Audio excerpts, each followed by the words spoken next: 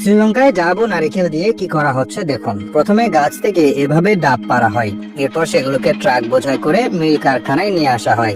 সেখানে একে একে ডাবের খোসা ছাড়িয়ে ভেতরে নারিকেলটা বের করা হয়। এরপর শুরু হয় আসল কাজ। কাটিং মেশিন দিয়ে নারিকেলের শক্ত খোলস ভেঙে শুধু ভেতরের শ্বাসটুকু রাখা হয়। এই কাজটা করার সময় চোখে গগলস পরতে হয়, কারণ নারিকেলের টুকরো ভেঙে এসে চোখে পড়ার ঘটনাও ঘটেছে আগে। তবে শক্ত খোলস ছাড়ানোর পর শ্বাসের উপর পাতলা আবরণ থেকে যায়, সেই খোসাকে আবার কর্মীরা হাতে হাতেই ছিলে ফেলেন।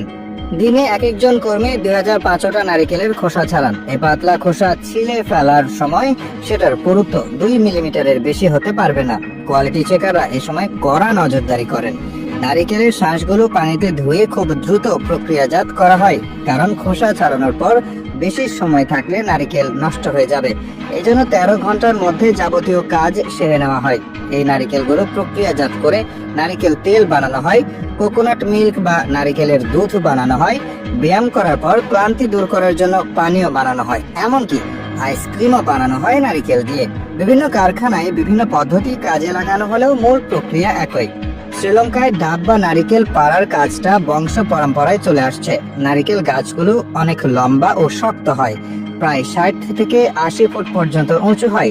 এই গাছগুলোতে চড়া সহজ কাজ নয়। দক্ষ নারিকেল পাড়িয়েরা তাদের পা কিংবা কোমরে দড়ি বেঁধে খালি হাতে পায়ে গাছে ওঠে। কিছু জায়গায় এখন আধুনিক যন্ত্রপাতি ব্যবহার করা হয়, তবে অনেকেই এখনো পুরনো পদ্ধতি পছন্দ করেন।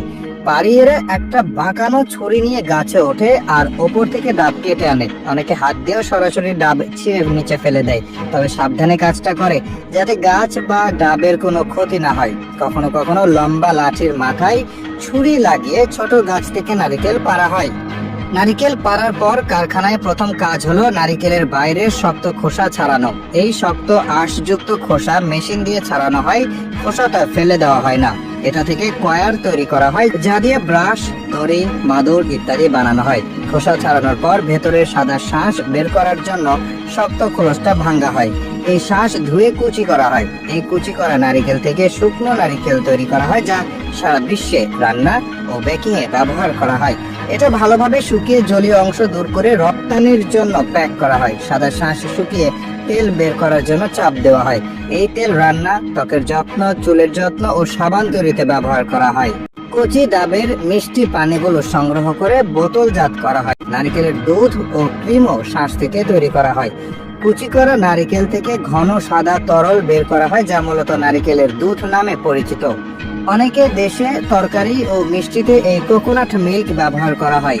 শ্রীলঙ্কা সারা বিশ্বে বিভিন্ন নারিকেল পণ্য রপ্তানি করে, তাই শ্রীলঙ্কার জন্য নারিকেল খুব গুরুত্বপূর্ণ ফসল। এমনকি দেশটির প্রতিদিনের রান্নায় ব্যবহার করা হয় নারিকেল।